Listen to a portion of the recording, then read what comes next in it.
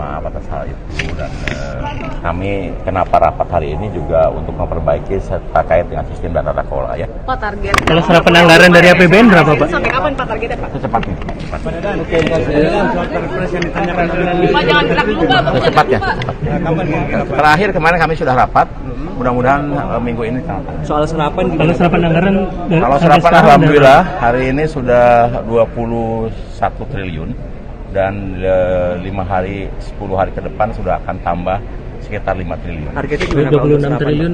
Ya, di akhir tahun itu kita akan menyerap kurang lebih 99 triliun. Ya. Kalau yang dari APBN Langsung aja nih Pak Mahfud. Ya.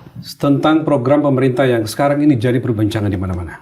Jadi sorotan baik itu media mainstream maupun terutama di media sosial Pak. Program makan bergizi gratis.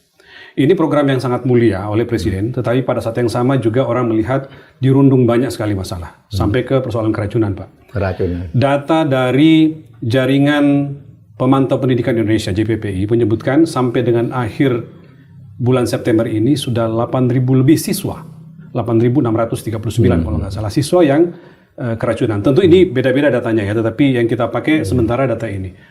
Dan lalu ini di sejumlah daerah bahkan sudah masuk dibuat kategori kejadian luar biasa Pak, KLB.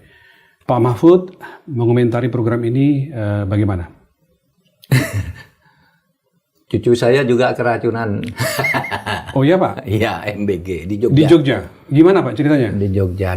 Cucu ponaan ya. Saya punya ponaan. Ponaan satu punya anak namanya Iksan.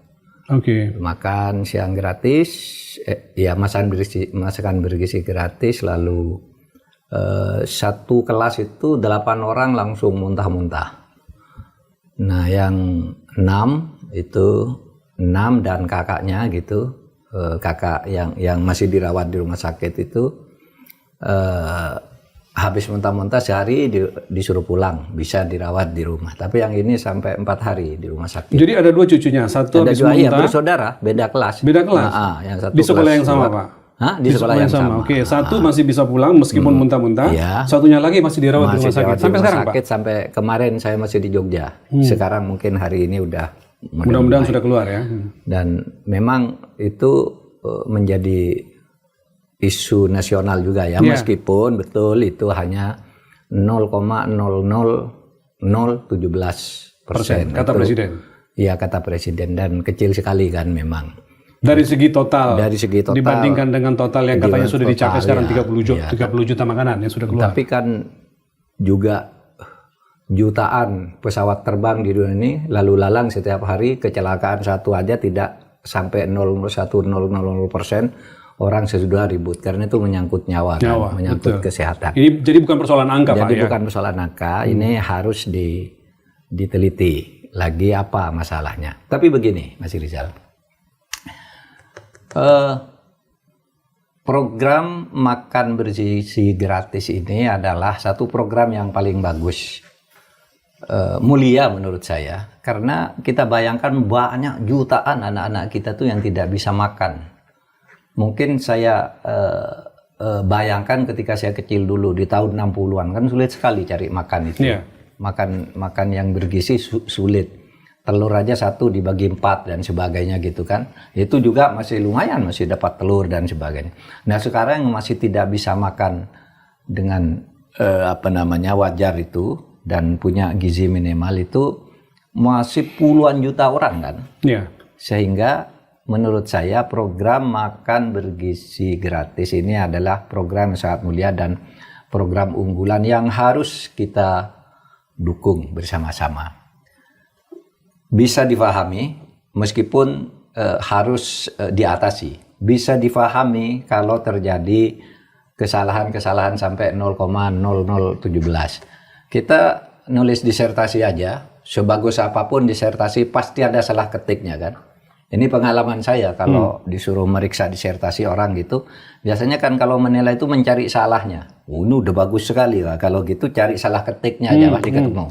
Pasti ada. Analoginya bisa begitu ya? Iya. Saya dosen jadi tahu setiap tulisan sebagai apapun kalau mungkin salah tanda kutipnya, salah huruf miringnya gitu. Nah ini bisa kita pahami dulu untuk tahap awal ya. Tetapi memang perlu diperbaiki. Tata kelolanya ini kan tidak jelas ya. Perlu atau mendesak diperbaiki? Mendesak. Mendesak. Sangat perlu mendesak diperbaiki tata kelolanya. Karena banyak pertanyaan-pertanyaan di bawah. Sebenarnya penyelenggara di bawah itu siapa? Ya. Pada tingkat bawah. Pemerintah daerah tidak tahu. Karena tidak dilibatkan sejak awal. Tidak dilibatkan. Tapi begitu ada masalah keracunan, mereka yang turun. Semacam apa ya? Terlibat ketika sudah terjadi masalah gitu ya. Mereka jadi repot.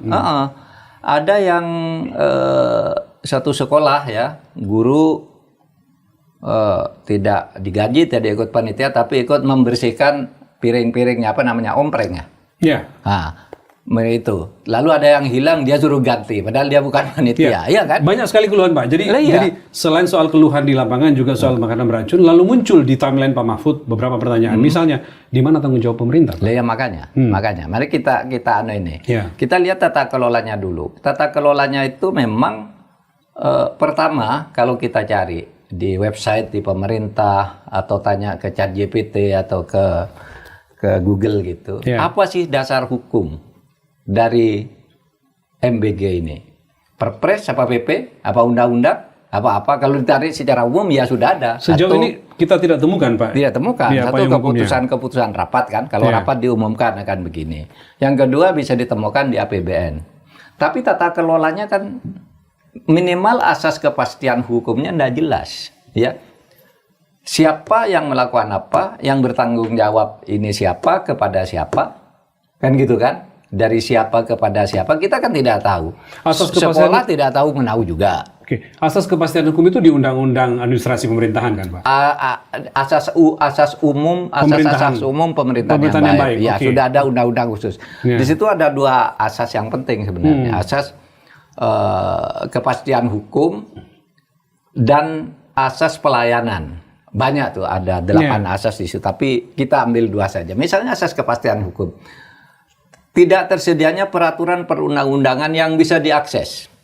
Kalau kita mau mengatakan, oh itu di kabupaten sana, atau di sekolah sana, atau di pengelola dapur nomor sekian, itu pengelolaan tidak benar. Terus apa ukuran ketidakbenaran?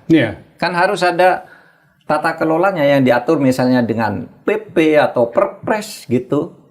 Itu kan harus begitu. Sejauh ini tidak ada semua itu, Pak. Atau peraturan ketua Badan Gizi Nasional, BGN misalnya, atau apa gitu harus jelas sehingga ada ukuran-ukuran parameter yang memberi kepastian. Kepastian hukum itu pentingnya adalah agar orang bisa memprediksi. Kalau saya melakukan ini, kalau benar ini akibatnya. Kalau saya akan menerima akibat ini. Akibat perdatanya ini, akibat pidananya ini. Kan bisa. Kalau ada kepastian hukum. Nah ini kita tidak tahu sebenarnya tata kelolanya gimana. Yang keluhan-keluhan yang banyak itu ya tidak jelas di tangannya orang-orang yang tidak profesional sebenarnya. Kalau gitu bagaimana dengan pertanyaan 71 triliun dana yang keluar di tahun ini dengan tidak adanya dasar atau regulasi tadi? Nah itu yang kita tidak tahu. Bagaimana ya mempertanggungjawabkan itu secara administratif? Tentu kalau secara konstitusi nanti kan ujungnya ke KPK, ke BPK kan. Kalau ada secara internal pemerintah tuh ada BPKP kalau memang itu. Tetapi kalau secara konstitusional kan ada BPK yang memang itu. Tetapi tetap BPK pun kalau memeriksa itu kan selalu menanyakan nomenklatur dan dasar hukumnya mengacu kemana gitu Pak ya? Mengacu kemana? Kepres apa-apa, Kepres apa Perpres apa PP, nomenklaturnya apa, cantolannya ke Undang-Undang APBN apa, kemudian kaitannya dengan Undang-Undang Keuangan Negara apa, lalu kaitannya dengan ini tadi AUPB, asas-asas umum pemerintahan yang baik. Nah itu, jadi dengan kepastian hukum itu akan menjamin di situ diatur tentang ketepatan waktu. Kalau waktunya tidak tepat apa sanksinya? Kan biasanya kalau dalam hubungan keperdataan kan Anda terlambat sekian denda sekian gitu. Kalau kami yang tidak memenuhi syarat saya yang didenda kan gitu. Kalau itu dikaitkan ke situ. Prosedur dan standarnya. Nah, itu yang penting. Tata kelola misalnya tanggung jawab institusi di lapangan itu siapa sih? Pemda di mana posisinya? Guru dengan kepala sekolah di mana? Guru tidak ikut terlibat, tapi ketika makan dia membantu anak-anak makan. Nah, pernah ada keluhan ini, omprengnya kurang dari seharusnya. Misalnya piring yang kami kirim ompreng itu kan kami sediakan 100, kok ini tinggal 97, yang mana 3? Sekolah tanggung jawab. Sekolah, gurunya yang suruh diganti. Misalnya kalau satu itu taruhlah 50.000, kan besar tuh kalau di desa gitu. Nah, yang begini-gini ini perlu. Ya. Ini semua harus segera dipenuhi dulu, Pak. Iya, ya ini semua harus dipenuhi. Program makan bergizi gratis itu bagus, harus diteruskan dan harus dikawal. Mungkin manfaatnya sudah sangat banyak, jauh lebih banyak daripada kejelekannya. Tetapi tetap, sekecil apapun kejelekan itu harus diselesaikan dengan tata kelola pemerintahan yang baik dengan asas kepastian hukum agar semuanya nyaman. Apa yang menyebabkan ini sampai seperti ini, Pak Mahfud? Apakah karena terburu-buru, harus segera dipersiapkan, harus segera dijalankan tanpa persiapan yang matang? Ya mungkin karena ini kan program unggulan presiden dan presiden berharap agar ini jangan main-main dengan ini, karena seperti kemarin sore saja dikatakan presiden, ini saya akan menempuh apapun, akan tindak siapapun, karena saya ingin mengasih makan anak-anak gitu. Jangan dihalangi ini kan gitu. Itu kan bagus sekali, sangat mulia. Tapi Pak, saya potong sedikit. Kalau kita lihat selama ini kan program ini apa-apa kita larinya ke presiden, Pak. Karena memang program presiden gitu ya. Tapi lalu kemudian presiden dalam berbagai kesempatan lebih cenderung mengatakan bahwa ini sudah sekian 30 juta orang ya, lebih pada jumlah yang sudah mendapatkan manfaat. Tidak concern kelihatan pada ini makin banyak orang yang jadi korban nih gitu. Gimana Pak Mahfud melihat itu tuh?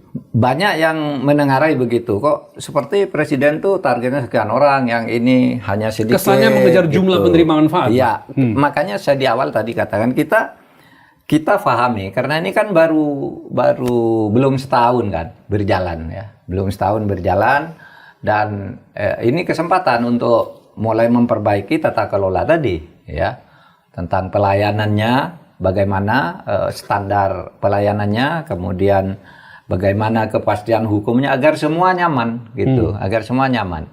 Dan kita harus mulai dari awal harus dimaklumi pasti ada masalah, tetapi ini jangan dianggap sepele gitu. Nah, soal kepastian hukum tadi Pak, kaitannya dengan semakin muncul korban gitu Pak, keracunan. Lalu kemudian publik mengatakan ini gimana caranya kalau kita mengajukan tuntutan gitu ya. Kalau mau menempuh jalur hukum memungkinkankah itu dilakukan? Bisa. Gimana caranya? Bisa tapi kalau mau memandang itu sebagai konflik yang merugikan. Kan hukum itu bisa saja ada restoratif namanya ya. Restoratif itu ya permakluman, lalu ya sudahlah kita selesaikan di luar dengan baik. Tapi kalau memang mau ditempuh jalur hukum betul, yang paling berat mungkin kalau hukum pidana. Kalau hukum pidana itu dianggap ini pengeluarannya tidak transparan ya. Sehingga mungkin ada yang melihat itu penyelewengan, kontraknya sekian, ternyata harga di pasar sekian, beda antara yang dikontrak dengan yang diterima. Oh, itu bisa ya ditemukan itu? Bisa pidana itu ya? Bisa pidana dong. Bisa penipuan, bisa korupsi, karena itu uang negara. Budgetnya 15.000, tapi ketika sampai kepada siswa misalnya dihitung cuma 7.000, 8.000, itu bisa pidana? Kalau di kontraktarnya 15.000, gitu ya. Lalu tapi kalau memang 15.000 masih dikurangi ini secara sah, ya misalnya ya. Saya tidak tahu secara sah itu seperti apa gitu ya. Dipotong ini ya tidak. Tapi kalau pertanggungjawaban sini 15.000 ternyata ke sini 7.000, itu kan korupsi. Iya kan? Ada selisih sekian banyak gitu ya. Dan itu kalau triliunan bisa banyak itu.